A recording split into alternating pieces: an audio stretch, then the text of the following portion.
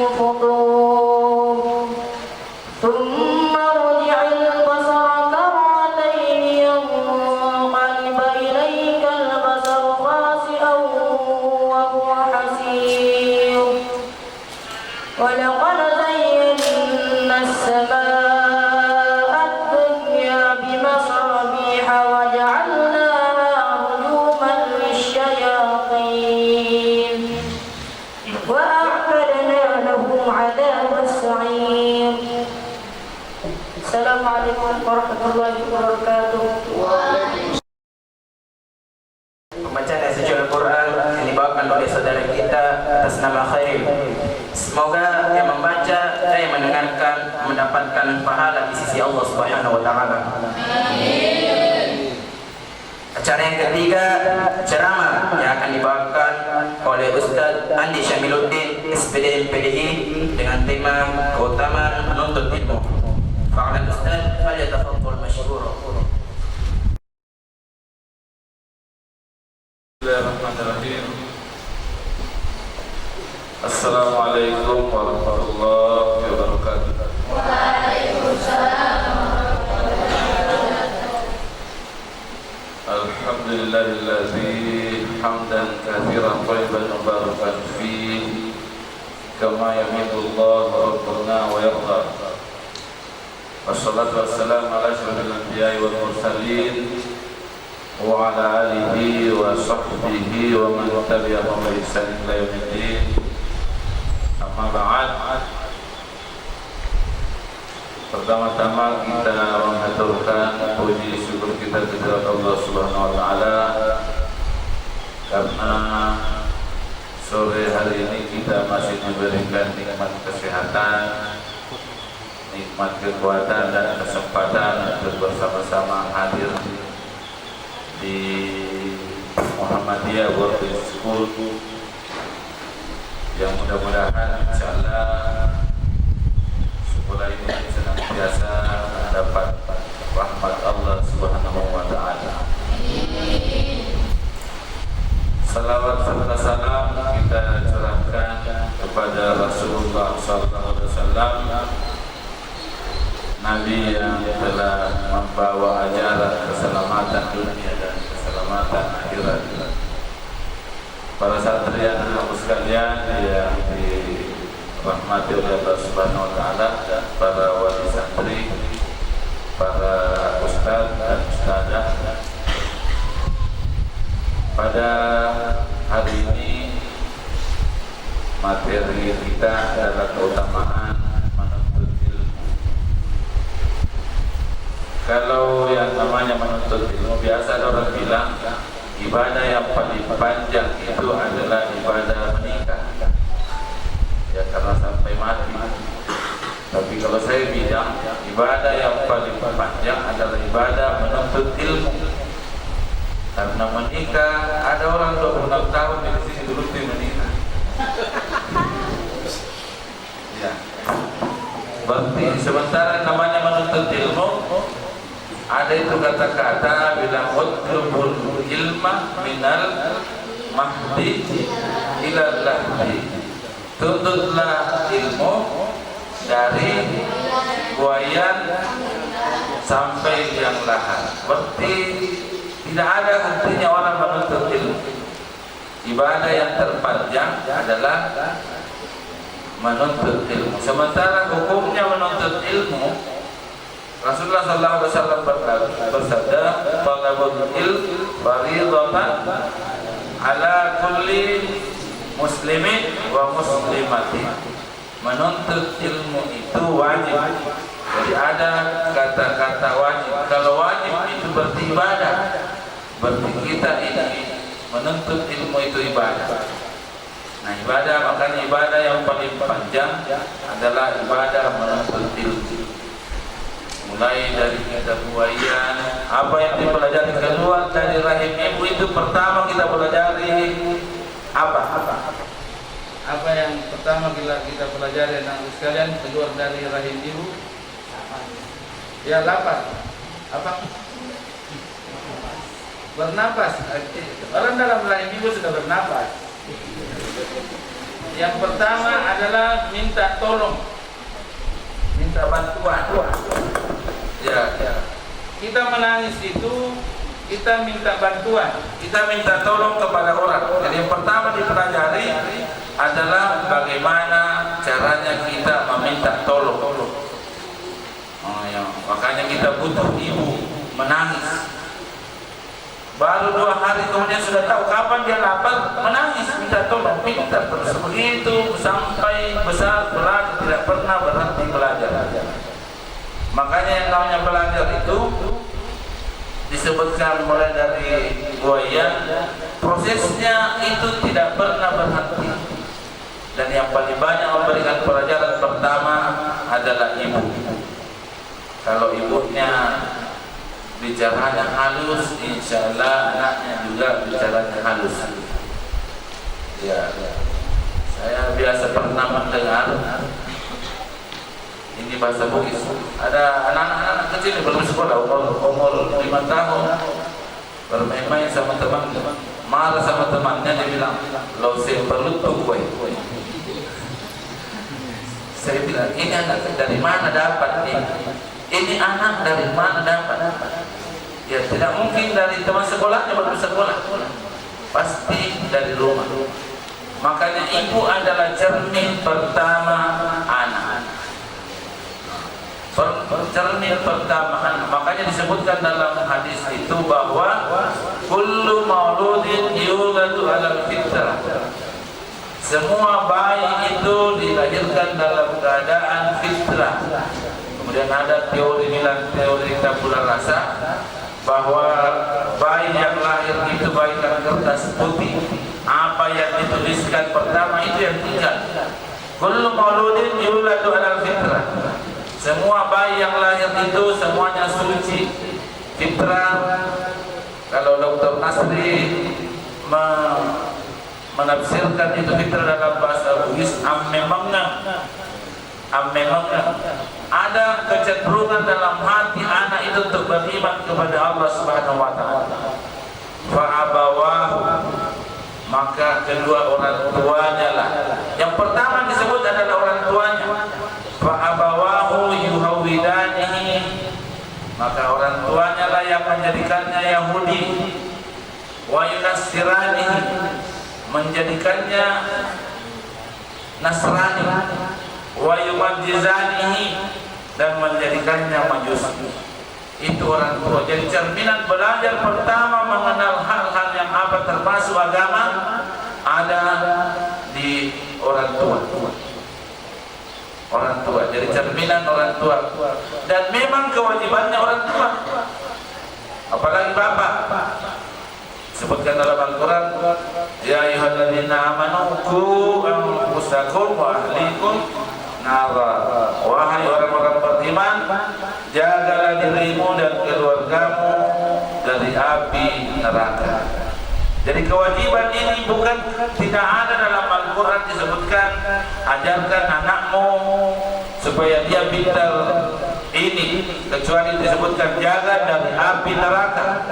Bagaimana caranya menjaga dari api neraka? Yang pertama diajarkan ilmu agama. Dan ini jaminan untuk orang tua, bahwa orang tua lah bapak yang punya tanggung jawab. Kalau kemudian ketika ada anak yang tidak tahu agama, dia kemudian yang ditanya adalah bapak. Sesudah bapak, ibu harus bertanggung jawab di hadapan Allah Subhanahu wa taala. Tapi persoalannya bapak sibuk di kampus terus. Kalau tidak di kampus, di kantor, tidak ada kesempatan menjaga anak. Sementara Rasulullah mengatakan murus sabiya bis salat, suruhlah anak itu salat. Nah, bagaimana mau disuruh salat? Nah, bapaknya di kantor, bapaknya di kampus. Murus sabiya bis salat idza balagha sab'a sinin. Tidak ada kesempatannya untuk suruh anaknya. Ada orang yang telepon di anaknya bilang salat pula. Bilang anaknya iya padahal main game. Tidak pergi salat. Bukan namanya menyuruh. Yang namanya menyuruh dikontrol. Subuh dibangunkan. Laki-laki nih kalau belum mau jalan gendong pergi di masjid. Kalau laki-laki diharuskan kita ini betul-betul yang namanya menjaga salat itu, menjaga salat, kontrol betul ke sudah salat, jangan ditanya telepon sudah salat sudah. Kalau bilang anaknya sudah, pastikan memang apa betul-betul dia salat. Itu namanya murubis, kata perintah. Kalau tidak bisa ini memang kontrol dimasukkan di pesantren. Pesantren adalah tempatnya ada yang jaga yang kontrol salatnya anak tak setiap waktu, bahkan sampai doa makannya, doa tidurnya semua ada yang kontrol. Kalau di rumah tidak ada yang kontrol di bapak-bapak ibu-ibu yang dirahmati oleh Allah Subhanahu wa taala. Nah kemudian ternyata keutamaannya yang namanya menuntut ilmu bukan untuk orang menuntut ilmu saja. Yang pertama ibadah. Menuntut ilmu itu adalah ibadah. Kenapa disebut ibadah tadi? Karena ada hadisnya wajib. Dan namanya wajib itu biasa kita paham kalau tidak dilaksanakan berdosa. Ya, kalau dilaksanakan dapat pahala. Artinya kalau kita tidak menuntut ilmu berdosa. Bagi orang tua yang punya kemampuan untuk menyekolahkan anaknya tapi dia tidak sekolahkan maka berdosa. Dosanya bukan untuk anak saya tapi untuk orang tua. Ini ibadah. Ini ibadah. Jadi harus dikontrol yang namanya pengetahuannya anak-anak kita. Menuntut ilmunya anak-anak kita ini harus dijaga. Dia bilang jaga Ustaz. Bukan hadiah kalau ranking 1. Ya, tapi tidak pernah dikasih hadiah kalau tamat di Al-Quran. Itu masalahnya banyak orang tua kita. Kalau juara 1 puisi atau juara 1 main bola dikasih hadiah. Tapi kalau juara 1 mengaji, alhamdulillah, bukan hadiah. Kalau juara 1 yang lain dibelikan sepeda. Padahal mengajinya anak kita ini untuk orang tua dunia sampai akhirat. Dapat pahala orang tua, motivasi. Saya ingat waktu orang tua kita itu sebenarnya pintar memberikan motivasi. Saya kan dulu kita mengaji itu tidak pakai ikrar. Namanya materi Baghdadi. Itu alifu, ba, ta, sa, ji, ha, dalal, dan seterusnya sampai ada alif riasatna a, alif rawana i, a, i, u, ya. Begitu cara kita dulu mengaji. Masuk di Quran kecil, tamat itu baru tamat itu alif ba, ta, dan seterusnya sampai ya masuk Quran kecil, dicerat di nasa terroda, dipotongkan ke ayam, dibikinkan sokko. Ya, bahkan saya ingat saya punya nenek, kok itu ayam, hatinya ayam simpan untuk dia yang mengaji. Itu apa tujuannya sebenarnya? Itu adalah motivasi untuk anak kita. Kalau kemudian kan sekarang kasih hadiah macam-macam, belikan HP baru, ganti HP-nya HP baru. Tapi kalau orang tua masuk Quran kecil, sampai ikra, ya, sampai ikra, dicerak sih, mereka segimana, potong lagi ayam. Dulu sekali potong ayam orang, kalau tamat mengaji, tamat Quran kecil sampai amma yang tasa'alun tamat, dipotongkan si ayam. Ya, masuk Quran besar. Pertengahan Al-Quran itu warna terletak merah, ada merah dulu. Kalau Al-Quran dulu itu merah warnanya itu. Bilang orang tengahnya Al-Quran itu. Sampai di situ dipotongkan si ayam, dikasih makan sekitar hatinya. Sampai tamat Al-Quran dipotongkan ayam. Motivasinya orang tua kita dulu. Tapi kemudian berubah, seakan-akan tidak penting dibacanya. Mampan dan mak nama ibarat sampai ada orang ibarat mak tidak pintar mengaji ibarat mak. Ya, tidak pintar. Apalagi kalau mau pengantin, mau ibarat mak tidak lancar bacanya. Bu imam yang baca, Bu imam yang mengaji, dia itu lain tidak tahu apa nak kerja orang yang ibarat mak. Ini juga salah karena motivasinya kemudian yang penting ibarat, seakan-akan yang penting itu ibarat mak namanya, bukan bacaannya. Kalau kita dulu jelas bacaannya, tamat Quran kecil, ya, tamat Quran, masuk pertengahan Al-Quran, kasih makan. Yang ditanamkan adalah tamatnya. Kalau sekarang yang ditanamkan ibarat makna biar tidak pintar mengaji. Ini yang kemudian motivasinya juga salah saat ini. Seakan-akan pada temak perlu, tadinya bacaannya yang perlu. Bapak-bapak, ibu-ibu yang dirahmati oleh Allah Subhanahu wa taala, anak-anakku sekalian, menuntut ilmu itu adalah ibadah. Dan yang mendapatkan pahalanya adalah bukan anak-anakku saja tapi orang tuanya. Disebutkan bahwa di antara keutamaan ilmu Rasulullah SAW bersabda, "Man salaka tariqan yartamizu fihi ilman, sahhalallahu bihi tariqan ilal jannah." Barang siapa yang menuntut ilmu, barang siapa yang menempuh perjalanan untuk menuntut ilmu, maka Allah Subhanahu wa taala akan memudahkan baginya jalan masuk surga. Jauhnya perjalanannya ada dari Bangka Belitung pergi di sini. Tinggalkan orang tuanya, menahan rindu, tapi alhamdulillah karena namanya untuk mempermudah masuk surga, dia siap berkorban. Para ulama-ulama dulu, anakku sekalian, berkahnya ilmunya. Saya kasih contoh pamannya Imam Bukhari. Imam Bukhari itu ahli hadis. Mungkin kalau mau dibilang banyak yang lihat ahli hadis sudah, tapi sampai saat ini masih ilmunya orang setiap meriwayatkan hadis riwayat Bukhari, hadis riwayat Bukhari, hadis riwayat Bukhari, begitu terus, atau paling tidak ada Muslim, ya ada Abu Dawud, Ibnu Majah. Kapan hidupnya itu? Bukan hidup 50 tahun yang lalu, hidup 1000 tahun yang lalu, di masa pemerintahan dinasti Abbasiyah.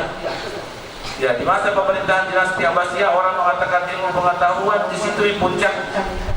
Ya, kita melihat memang ahli hadis masih tidak dipakai, ilmu fikih masih Imam Syafi'i, Imam Malik, Imam Hambali, Imam Hanafi yang dipakai ilmunya sampai sekarang. Ya, sampai sekarang ahli hadis, ahli tafsir masih Ibnu Katsir yang dipakai. Itu ilmuwan pada masa pemerintahan dinasti Bani Abbasiyah. Berapa buku yang dikarang, karangan bukunya Sahih Bukhari, berapa ada kutubus sittah, itu kutubus sittah, di situ semua nih bukunya perawi hadis zaman dinasti Bani Abbasiyah. Nah, bukunya tidak 100 halaman, tidak 200 halaman, ada sampai 1000 halaman. Tidak pakai komputer. Apa dipakai menulis? Pulpen. Pulpen juga bukan pulpen tinta, tapi pulpen dicelup baru menulis, dicelup baru menulis. Itu yang dipakai menulis, dan sampai dia bisa menulis buku sampai ribuan halaman, ribuan jilid. Begitu semangatnya anak-anakku sekalian menuntut ilmu. Berbulan-bulan. Ada riwayatnya, ceritanya bahwa ada ulama kita menuntut ilmu, jalan kaki berpuluh-puluh kilo pergi di mana nih? Pergi di tempatnya belajar, pergi di pesantrennya, jalan kaki, tidak pakai sendal, sampai berdarah kakinya. Kita tidak berpuluh-puluh kilo sih, ya paling banyak 10 kilo. Kalau ada yang dari Pangkajene mungkin 10 kilo, Pangkajene dari sini. Ya, 10 kilo dari sini, itu pun tidak jalan kaki. Itu naik mobil, naik motor. Nah, ternyata baru 1 minggu di sini baru sakit perut. Sakit kah? Mengeluh, tidak pernah berhenti mengeluh.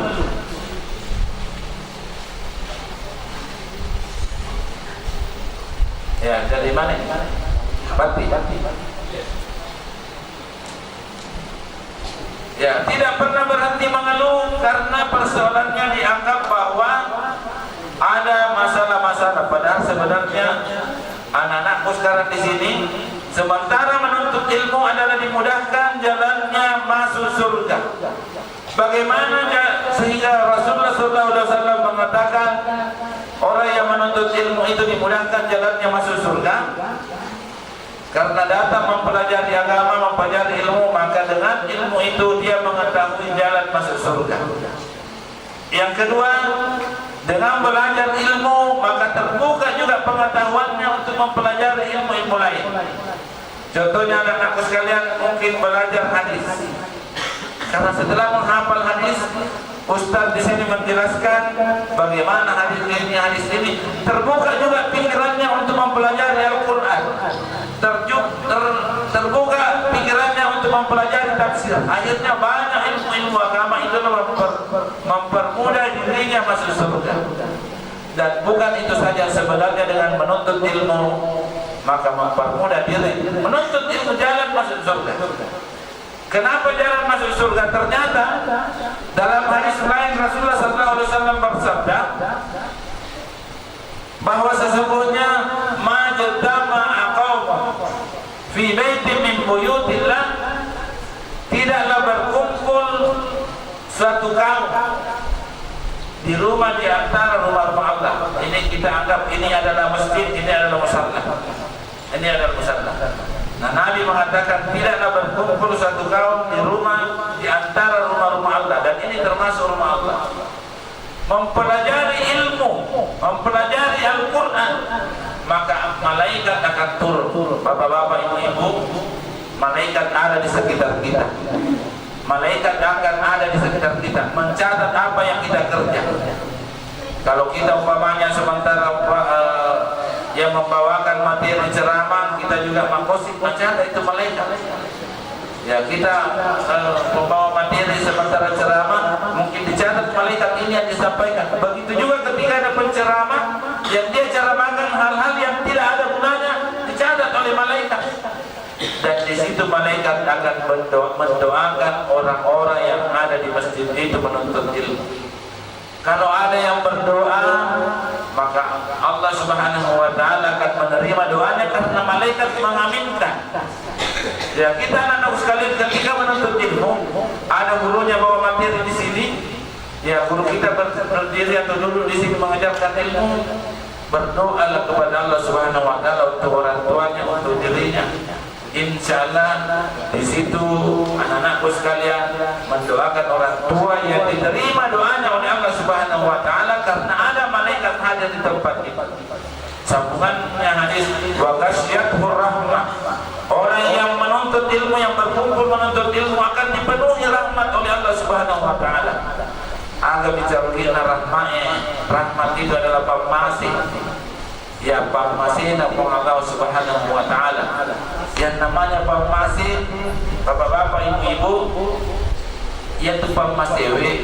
Seandainya uang ibarat kaki duit, maka ada biasa ibu-ibu bilang tidak bisa kan kasih sekolah nak mau di pesantren. Kenapa mahal pembayarannya? Padahal sebenarnya kita bisa bandingkan kayak ada orang tua, orang bertetangga, satu kerjanya kepala sekolah, satu kerjanya pengojek.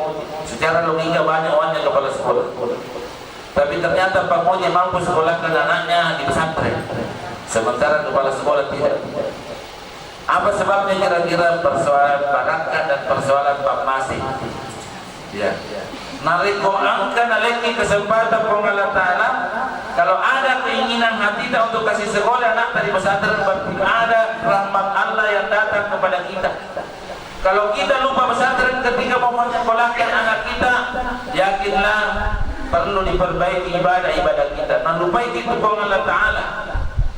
Nah, sebab makanya lupai itu Allah Subhanahu wa taala. Ingat bahwa menuntut ilmu itu bukan hanya untuk dunia.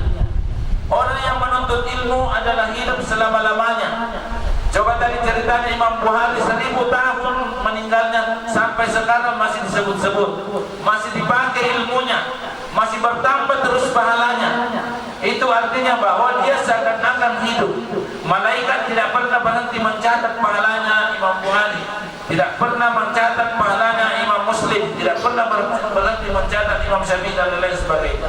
Padahal dia meninggal dunia 1000 tahun yang lalu. 1000 tahun yang lalu. Begitu juga orang tuanya yang menyekolahkan anaknya, yang melakukan perbuatan baik, orang tuanya dapat pahala. Rasulullah SAW bersabda, "Idza mata banu Adam inqata amaluhu illa min thalath." Apabila mati anak cucunya Adam, maka terputus pahalanya kecuali 3. Jadi kita itu ada buku catatan. Bilang buku catatan apa? Kalau saya bilang sekarang ada rapor, di hari kemudian kita akan dikasih rapor. Ada orang dikasih rapor dengan tangan kanan, ada dikasih rapor dengan tangan kiri. Dalam Al-Quran itu, fa'amman utiya kitabahu yaminihi fayaqulu ha umqra'u kitabiyah. Orang yang dikasih bukunya dengan tangan kanan, dia akan berkata, ini bukuku, saya dikasih bukuku. Karena kenapa? Lebih baca catatan pahala kebaikannya banyak dalam bukunya. Kalau kita sekarang sama orang sekolah, kalau tidak ada merahnya, apalagi kalau ranking 1 cepat-cepat itu pulang di rumah, belum sampai di pintu berteriak, "Bapak, Mama ranking 1." Begitu juga anak-anak kalau umpamanya pulang di rumah bagus nilainya, pasti dia lapor. Orang yang dikasih bukunya di hari kemudian dengan tangan kanan, fayaqulu ha umqra'u kitabiyah. Hei, baca bukuku, baca, suruh baca bukuku ini baik. Tapi wa amman utiya kitabahu bisimalihi, siapa yang dikasih bukunya dengan tangan kirinya, wa yaqulu ya laitani lam uta kitabiyah, dia bilang belum pakai dikasih rapor. Begitu juga anak-anak kita, kalau banyak merahnya atau tidak diikhlasi, simpan rapornya di sekolah, berbilang belum pakai dikasih rapor. Kita ini akan punya rapor semua. Siapa yang mencatat catatan amal kebaikan kita? Yang mencatat ma yalbidu min qalin illa ladaihi raqibun atid. Tidak ada satu kata yang terucap kecuali ada di sampingnya raqib dan atid yang menulis. Ada raqib dan atid yang menulis. Dalam juz 30 juga ada kiraman katibin. Ada dua malaikat yang mulia yang senantiasa menulis. Ya'lamuna ma taf'alun, mengetahui apa yang kalian lakukan. Ya, termasuk apa yang dikirim lewat WA. Dia tahu semua malaikat itu. Kita tulis hal-hal yang baik, dicatat bahwa hal yang baik yang ditulis di WA. Dia tulis hal-hal yang tidak baik, dia catat tidak baik dan kirim di WA. Menggosip di WA, dia catat bahwa ibu ini menggosip di WA. Nah, catat semua. Kalau kebaikan-kebaikan, maka akan ditulis semua dengan kebaikan. Tapi ketika kita mati, kita sudah meninggal dunia, maka tidak ada lagi tambahan catatan pahala dari perbuatan kita. Tidak bisa kita tambah catatan pahala, kata Rasulullah, kecuali ternyata masih ada bisa. Tapi dari tidak ada lagi, karena kita tidak bisa lagi salat, tidak bisa lagi kirim nasihat-nasihat, tidak bisa lagi menghilangkan duri di jalanan yang paling kecil. Tapi dari mana tambahan catatan pahala kita? Yang pertama, sedekah jariyah. Ya, bagus kalau banyak sedekah jariyah. Pernah kita menyumbang untuk pembangunan masjid, pernah kita menyumbang tanah untuk menjadi jalanan, bertambah pahala. Tapi kalau tidak pernah menyumbang, bilang apa mau disumbangkan? Kami memang tidak ada. Au ilmu yang tabi'u bihi, ilmu yang bermanfaat. Ya, kita pintar mengaji, ajar anak-anak itu mengaji. Yang punya keahlian mengaji tajwid atau qiraat tilawah, sumbangkan ilmunya, datang ke pesantren, ajar anak-anak kita ini mengaji. Ajar anak-anak kita mengaji, itu amal jariyah. Ilmu yang tabi'u bihi, ilmu yang bermanfaat. Bilang tidak ada tuh ilmu. Dia Tommy tidak ada hartanya, tidak ada lagi ilmunya yang bisa diajarkan. Nabi lagi bilang awaladun salihun yad'ulahu. Kalau tidak ada harta tak bisa disedekahkan, tidak ada ilmu yang bisa diajarkan, tapi punya di anak, ini anak yang kita ajar ilmu agama. Kasih belajar dia, kasih menuntut ilmu agama. Dia paham agama, maka dengan dia melakukan ibadah yang baik, kembali buku catatannya orang tuanya bertambah karena nasabah angkai anaknya tulima pegau amalan madece. Nah, sementara dia yang mengirim anaknya untuk belajar agama, itu waladun salihun yad'ulahu. Jadi anak yang salih, anak yang mempunyai ilmu pengetahuan adalah modal besar untuk orang tuanya. Tidak rugi kasih sekolah anak dari pesantren bapak-bapak, ibu-ibu. Tidak rugi kasih belajar anak agama. Itu akan menambah pahala-pahala dari hari kemudian. Ya, itu yang akan menambah. Makanya di hari kemudian ada orang tua heran, kenapa banyak sekali pahala? Kenapa berat sekali catatan pahala? Kenapa saya dikasih buku dengan tangan kanan? Karena kemungkinannya anak salehnya atau amal-amal kerjanya yang lain yang menambah catatan, tidak pernah berhenti menambah catatan pahalanya. Jadi anak kita bilang 7 anaknya, 1 nak kasih masuk di pesantren, 1 belajar agama, rugi kalau 7 anak, 1 belajar agama. Bilang 7 anakku 2 di pesantren belajar agama, masih rugi. Berapa bimbalnya? 1 yang tidak belajar agama.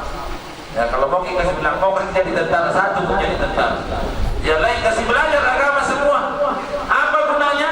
Untuk menambah amalan catatan amalan kita. Tidak pernah berhenti. Kalau jadi tentara, apa kira-kira? Atau jadi polisi? Kalau tidak seperti Jibril Sampo, bagus Pak. Ya. Saya tidak bilang polisi tidak bagus, banyak polisi yang bagus, tapi ada kasus-kasus yang menyebabkan itu kurang percaya orang. Nah, jadi kita ini menambah amalan dari anak-anak kita yang belajar ilmu pengetahuan. Nah, jadi anak kita yang menuntut ilmu adalah tambahan pahala untuk kedua orang tuanya di hari kemudian.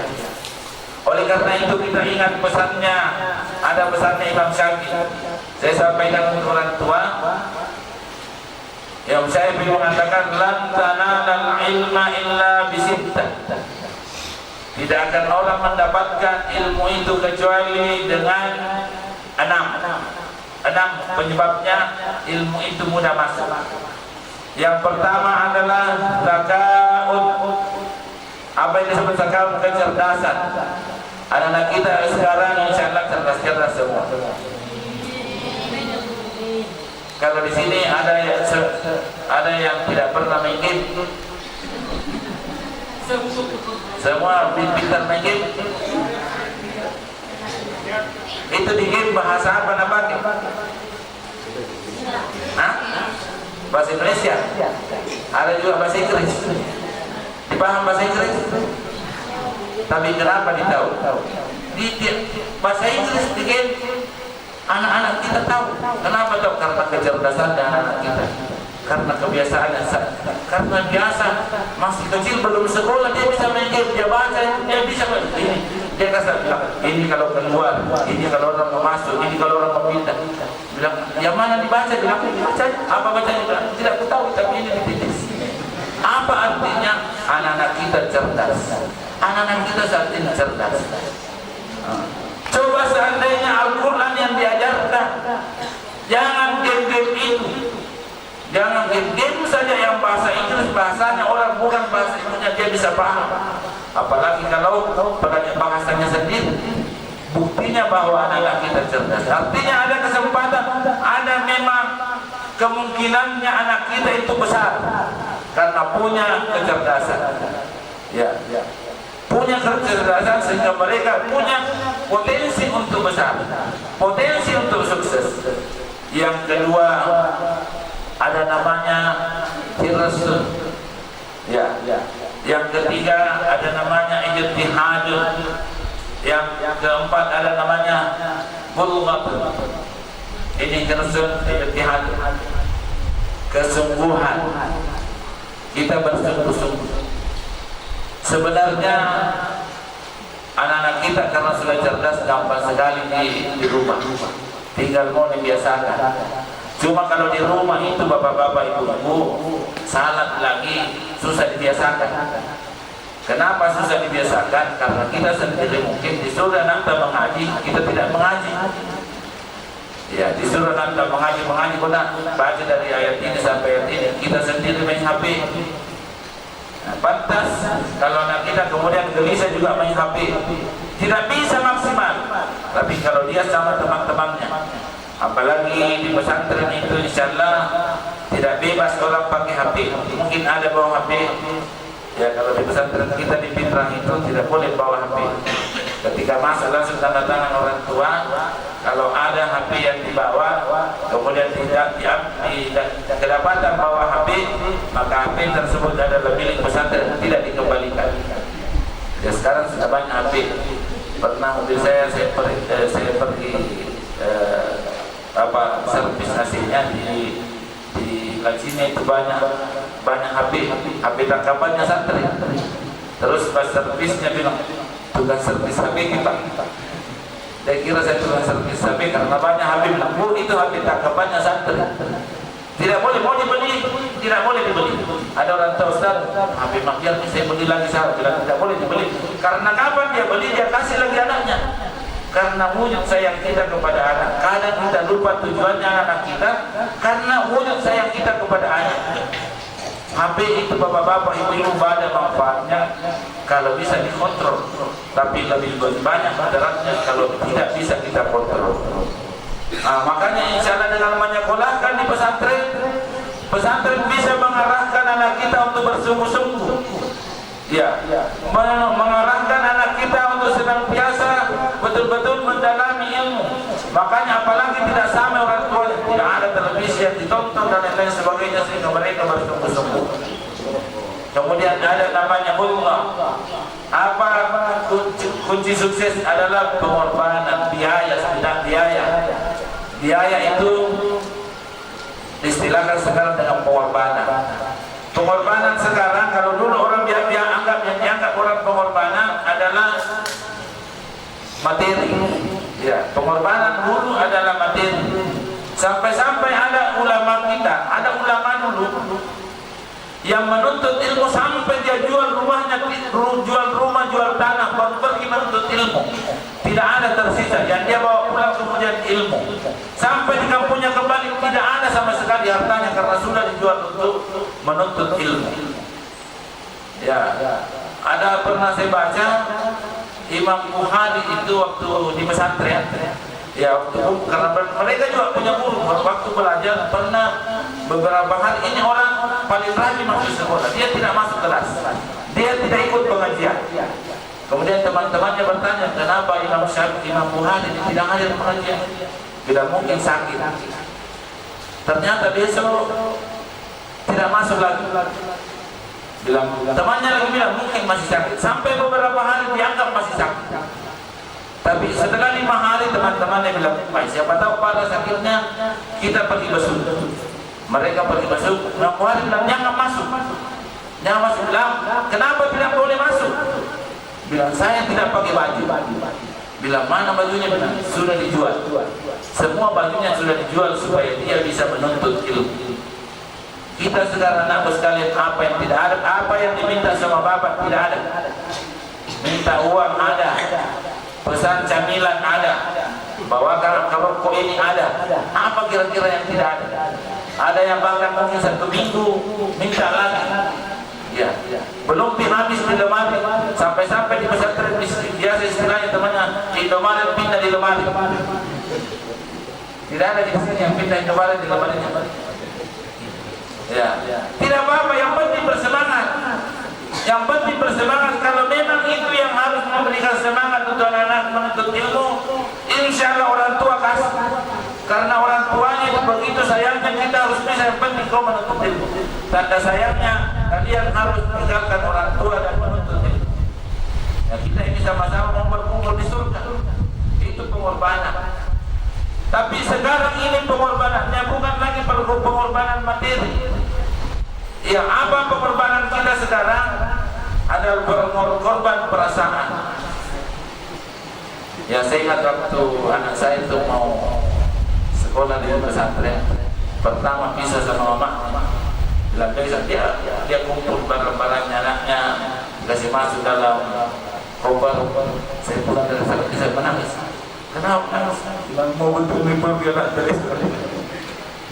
Iya, karena jadi kenapa dia menangis? Menangis. Nah, kalau begitu jangan balik sekolah. Biar di sini sekolah. Biar di sekolah di pesantren. Bersedih kalian. Saya kalau ingat itu selalu dia menangis. Dia sayang sekali dia menangis karena mau berpisah. Tapi wajar ibu itu menangis. Orang tidak pernah bisa sama anaknya kemudian mau pisah. Ya. Dia bilang saya pulang ini. Saya biarkan dia pergi, tapi biar saya menangis juga saya ikhlaskan pergi. Saya menangis itu ada itu korban perasaan. Di pesantren, di awal-awal pesantren ada biasa tiap pekan orang tuanya datang. Tiap minggu orang tua datang. Setiap orang tuanya mau pulang mengamuk anaknya mau ikut. Bahkan ada yang sampai dia pukul pintu mobil. Tapi dia kasih jalan terus. Kalau pergi diamnya anaknya menangis dulu karena lama-lama dia. Tapi tiap minggu datang begitu terus menghadap sama pembina asrama. Bilang, Ustaz, kenapa anakku saya begitu? Tidak pernah berhenti menangis. Ustaz bilang, yang datang 1 bulan. Kasih dulu uang pelajaran, titip sama saya. Suruh kasih tahu, bilang kalau habis uang pelajaran suruh minta sama saya. Minta pembinaan. Jadi dia tidak datang betul 1 bulan. Ada uang pelajaran titip sama. Ternyata datang bulan berikutnya datang, mau pulang tidak menangis anaknya. Ternyata anaknya ini tidak bisa beradaptasi karena selalu datang. Bahkan kalau belum datang anaknya dulu menunggu sendiri, menunggu orang tua. Kenapa menunggu orang tua? Karena dia tak bilang pasti datang. Tidak bergaul sama teman-temannya, tidak pergi main bola, tidak pergi bercanda-canda. Akhirnya mereka tidak beradaptasi dengan lingkungannya. Korban perasaan harus. Sekarang ini kita harus korban perasaan. Ya. Apalagi kalau ada keluhannya. Kalau di pesantren di LBS alhamdulillah belum ada penyakit pesantren. Ada penyakit pesantren itu gatal-gatal. Oh ada. itu penyakit pesantren. Kalau kita bawa itu ke ahli kulit, dia lihat langsung bilang, santri. Langsung dia bertanya, santri? Langsung santri bilang, oh kalau jamin saya periksa, saya kasih saja resin. Begitu tahunya itu penyakit pesantren. Itu gatal-gatal, orang bilang skabies. Nah, biasa diobati di pesantren kita siapkan selalu skabimin, obatnya spesial yang paling ampuh ada namanya skabimin. Ada komunitas orang tua santri, saya gabung di situ, orang tua santri seluruh Indonesia. Semua pesantren di situ ternyata ada yang foto anak, foto tangannya anaknya, apa obatnya. Di situ di forum orang tua santri seluruh pesantren kasih obat ini, obat. Dulu ulama kita menuntut ilmu bukan hanya gatal-gatal, sampai berdarah kakinya, sampai habis. Di sini tidak bisa gondol, tidak bisa digondol di sini. Kalau di pesantren, kalau di pesantren di Pindrang, melanggar itu digondol, menghina teman digondol. Berarti di sini tidak ada orang menghina. Lari tinggalkan pesantren, pulang digondol. Berarti alhamdulillah di sini tidak ada yang suka lari, tidak ada yang suka menghina teman. Ibu juga korban perasaannya bapak, ibu jangan terlalu dengar laporannya anak, karena biasa anak itu mencari cara untuk dikasih berhenti. Bagaimana caranya supaya dikasih berhenti? Bilang tidak enak makanan, tidak enak tempat tidur, dingin, selalu kanan temanku, selalu tak dihukum. Ibu langsung percaya. Ada orang tua santri, karena kalau di dunia itu pulang hari Senin, tapi dia Kamis sore pulang, kembali Jumat. Saya lihat ada tadi santri tanya, bilang ada orang di forum di grup orang tua santri, dia tanya ada orang tuanya Sabra di sini. Langsung orang tua saya orang tuanya Sabra. Kita ini urusan anak dengan anak pasti melapor. Saya tahu ini Sabra memang selalu dia ganggu teman-teman, bahkan sampai mungkin melapor orang tua yang orang tua. Jadi saya langsung masuk, bu, persoalan anak jangan dibawa-bawa ke orang tua. Ini anak-anak biasa kadang melapor yang berlebihan. Orang tua harus korban perasaan. Jangan kita terlalu percaya anak tak, karena kemungkinannya ada pasti beda yang disampaikan. Mungkin ada tambahan-tambahan. Kalau kita justru nasihati, memang begitu orang tinggal asrama, harus biasa ada ambil dia nunggu, ada pakai hilang ini kemungkinannya salah simpan, apalagi sedang. Ya, sedang di pesantren kali ini mungkin masih sedang sedih. Kalau di pesantrennya sudah banyak, keluar 5 menit masuk, bahkan sedangnya gurunya bisa hilang. Sebenarnya tidak mencuri, santri kita itu tidak mencuri. Nah, pagi ini sementara, nanti dikasih kembali, orangnya juga sudah ambil di sedang. Pakai jodoh, tapi tahu ini dulu pakai. Akhirnya baku pakai sedang. Ada yang tidak mau ketahuan, simpan di sedangnya orang di lain tempat. Pulang di rumah hilang sedangku. Ada orang tua melapor, kenapa di sini santri selalu hilang sedangnya? Padahal tidak hilang, mau dicari. Jadi bulu katun itu harus kita senantiasa untuk korban. Dulu korban materi, sekarang materi dan perasaan. Kalau materi sekarang korbannya tidak terlalu seberapa. Materi kita hanya biaya makan anak kita. Kalau di sini hanya biaya makan kemungkinannya Pak. Untuk makannya dia anak dari sini. Saya lihat sarana prasarana di sini alhamdulillah. Tidak perlu orang beli bangku, tidak perlu bangun ke sekolah. Kecuali mudah-mudahan ada tanah wakafnya Muhammadiyah 10 hektar di jalan ke sana, itu bisa dibangun, itu yang butuh bantuan. Kalau di sini tidak ada. Mungkin pembayaran di sini, pengorbanan di sini hanya untuk anak lagi sendiri biaya makannya. Kalau yang lain-lain bangunan ada, ya lengkap saya kira bangunannya di sini. Jadi untuk makannya. Kalau gaji guru saya kira tidak juga, karena ada di dana bos, berarti tidak ada. Untuk enaknya dia nak dari sini. Dia mungkin kalau ada yang lain-lain beli kipas masjid kalau ada sisa-sisanya. Itu pun ada kemungkinannya sumbangan dari rasisme dan lain-lain sebagainya. Pengorbanan kita tidak terlalu banyak dibanding ulama-ulama kita dulu. Makanya sekarang ini kalau umpamanya ada yang anak sekolah di pesantren, pulang ini bilang, kenapa saya tidak bisa hafal juz 30 1 bulan, 2 bulan di pesantren, tidak bisa tembus-tembus ke 30. Coba cek diri kita, apakah pengorbanan kita sudah ada atau belum? Apakah wajar nih pengorbanan kita untuk ilmunya anak ilmu ini, anak ilmu untuk masa depannya anak dan masa akhir zaman nanti di hari kemudian. Kalau itu belum, jangan langsung salahkan. Kenapa gurunya begitu? Bahkan anak biasa, siapa pembina taktisnya di situ? Kenapa bilang? Hafal juga Al-Quran guys. Kenapa ibu? Bilang anakku nih 1 bulan nih lebih hafal juz 30. Iya, perlu kita berjalan cari kambing kita, jadikan diri kita sebagai kambing kita. Mungkin pengorbanan kita belum seberapa untuk anak kita. Baru kita korban perasaan. Itu pun korban perasaan kita masih bisa kita tebus. Bagaimana caranya menembus? Setiap rindu kita datang, setiap rindu kita datang. Tapi pengorbanan yang lain cocok nih kira-kira harapan yang kita inginkan, harapan yang kita inginkan dengan hasilnya itu. Siapa tahu lebih tinggi harapan yang kita inginkan dengan pengorbanan yang kita keluarkan.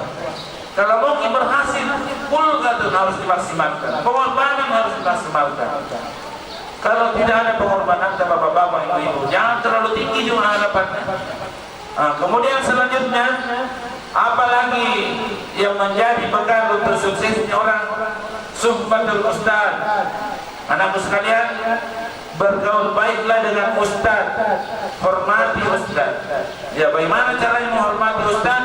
Tidak perlu dia orang menghormati ustaz itu jalan jongkok di depannya.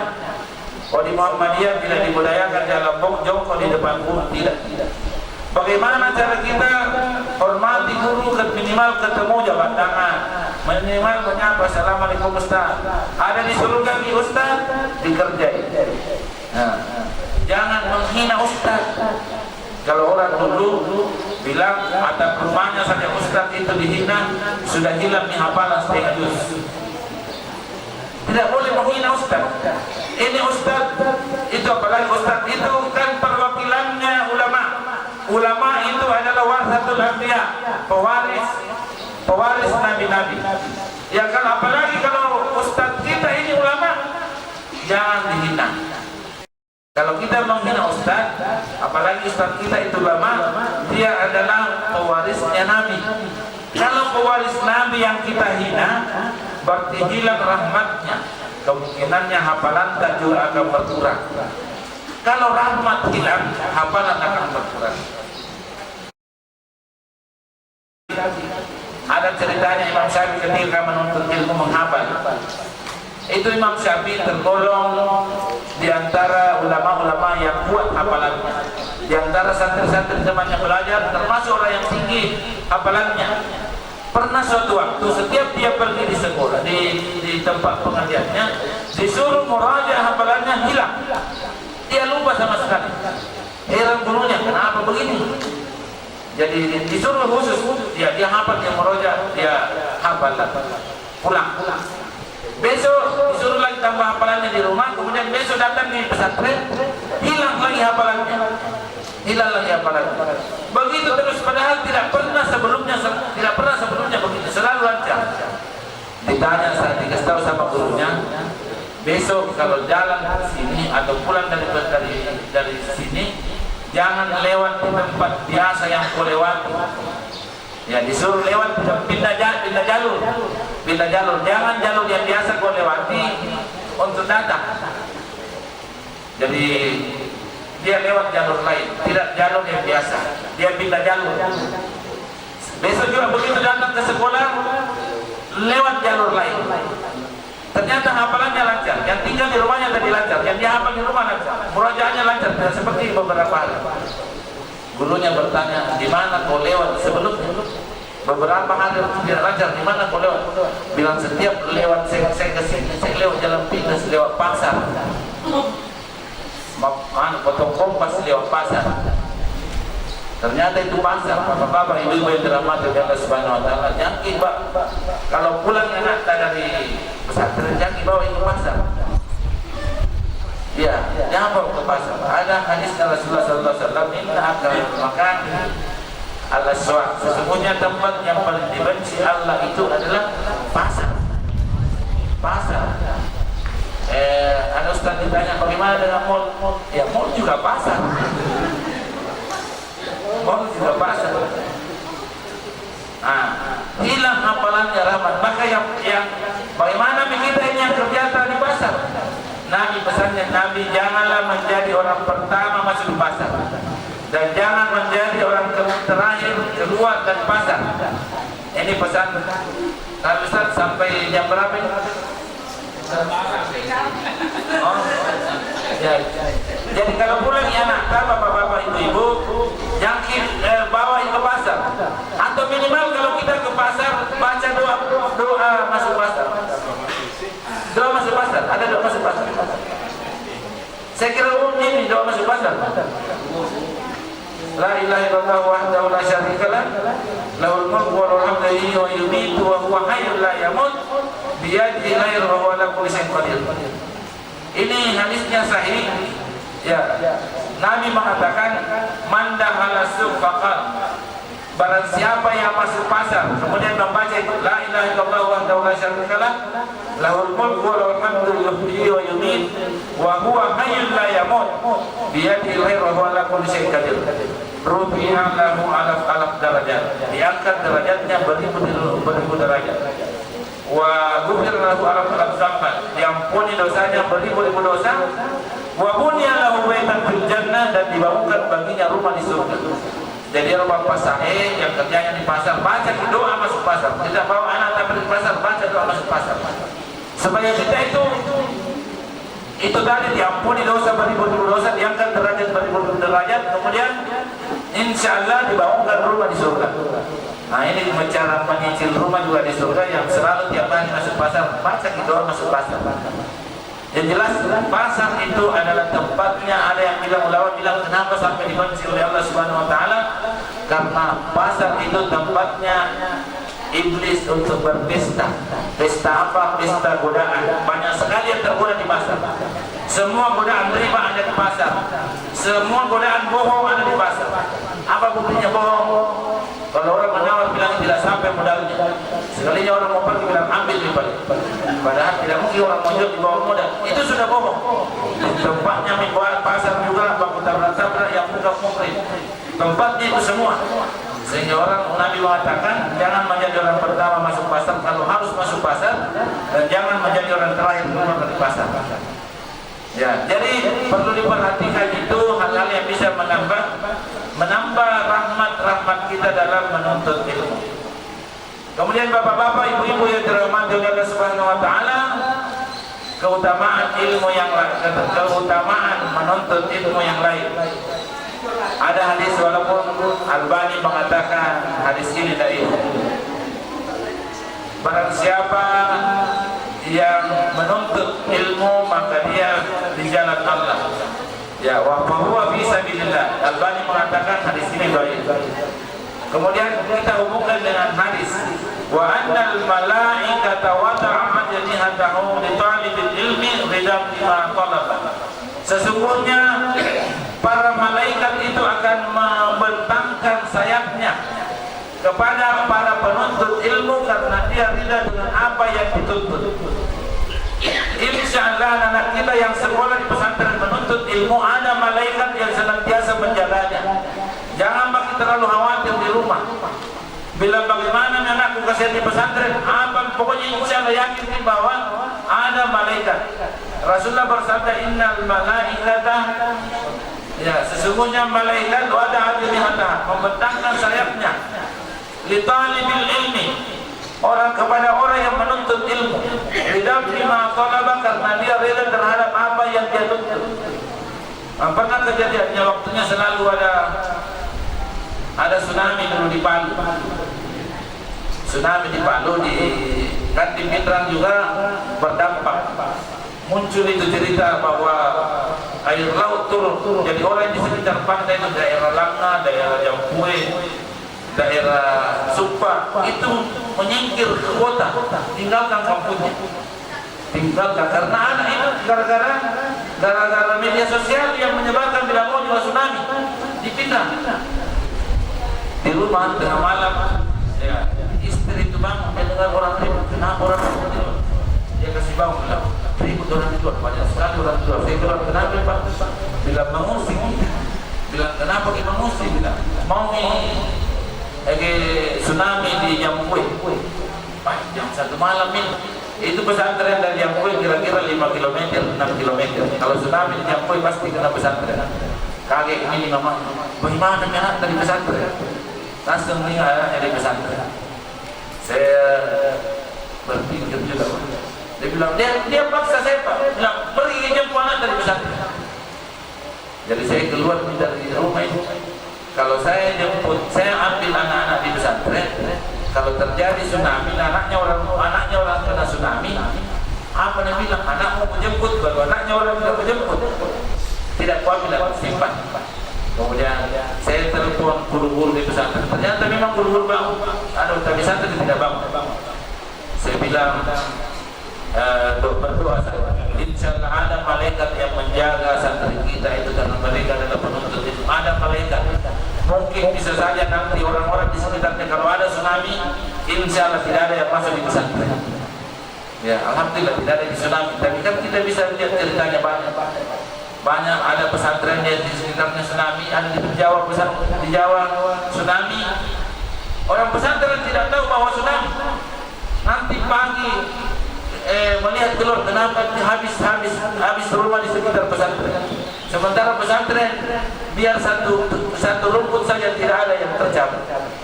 Ini ada malaikat yang menjaga pesantren kita. Ada orang tua datang dari Bangka, mau bilang anaknya, kenapa mau? Bilang tsunami nanti di sebelah lebih besar tsunami di Bangka kalau ada. Kalau di sini insya Allah mungkin tsunami di Pindrang tidak masuk di pesantren. Ada lagi orang dari atas gunung perbatasan mereka tidak mau ambil anaknya. Mau ambil anak Ustaz, bilang kenapa? Bilang saya dengar mau tsunami. Saya bilang kamu longsor di atas. Mau longsor. Kalau di sini ada malaikat yang jaga, ada malaikat yang jaga. Itu jaminannya Rasulullah SAW. Jadi bapak-bapak, ibu-ibu, anak dari sini ada malaikat. Bukan saja pembinanya yang jaga, bukan saja orang-orang pembina pesantren di sini yang jaga. Ada malaikat yang senantiasa membentangkan sayapnya menjaga bahaya-bahaya yang akan datang. Kalau bilang tidak percaya, Rasulullah bilang. Kalau Rasulullah tidak percaya sama kata-katanya Rasulullah, siapa yang mau kita percaya? Nah ini keutamaan penuntut ilmu luar biasa. Nah ada senantiasa malaikat dan bahkan walaupun daib dikatakan dia di jalan Allah, walaupun sekalipun ada terjadi apa-apa dan kemudian dia korban dan meninggal, anak kita mati syahid karena dia mati dalam keadaan menuntut ilmu. Tapi insya Allah itu belum ada kejadian-kejadian yang kita dapatkan. Kalau di Hotel kemarin itu lain kejadiannya itu adalah pembina sebenarnya yang karena yang meninggal di Hotel itu senior kelas 11. Dia bahkan pembina pramuka perkemahan Kamis Jumat. Kalau di Hotel itu juga ibunya Kamis dan Jumat, perkemahan Kamis Jumat. Dia menghilangkan beberapa patok kemah hilang. Kemudian mungkin ada ditanya sama pembinanya, bukan gurunya, guru yang penanggung jawab peralatan, bahwa di mana yang mungkin tidak bagus cara menjawabnya sehingga ada penganiayaan keras dan itu yang kemudian menyebabkan meninggal. Bukan itu qadarullah sebenarnya, tapi bukan hal-hal yang alami. Tapi insya Allah kalau faktor gempa bumi atau penyakit jangan lagi khawatir terhadap anak dari sini, kecuali penyakit datang. Saya tidak ada kejadian kalau penyakit datang akan ada karena anak-anak kita ini kayak bersaudara Pak.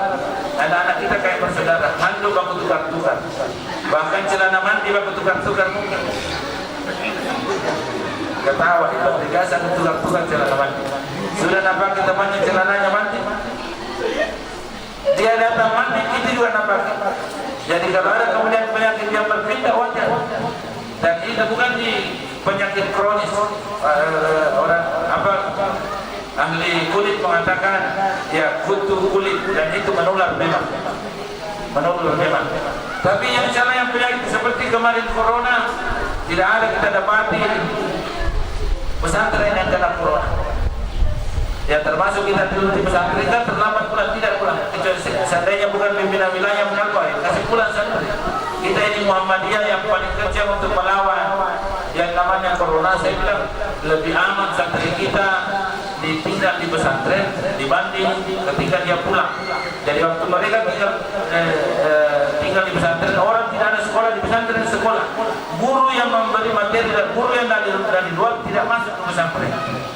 Ya, jadi guru yang dari luar memberi materi masuk ke pesantren. Nah, jadi kemudian ada anak-anak dalam menonton saja, videonya gurunya mengajar. Nah, begitu metodenya. Kalau kemudian yang belanjanya hanya orang ada kebetulan tukang belanja dapur, itu orang di luar tinggal. Itu yang beli kemudian bawa saja ke dapur sudah pulang. Insya Allah anak-anak kita aman persoalan yang lain. Jadi bapak-bapak ibu-ibu yang dirahmati oleh Allah Subhanahu Wa Taala, itu kira-kira yang keutamaan anak-anak kita menuntut ilmu di sini.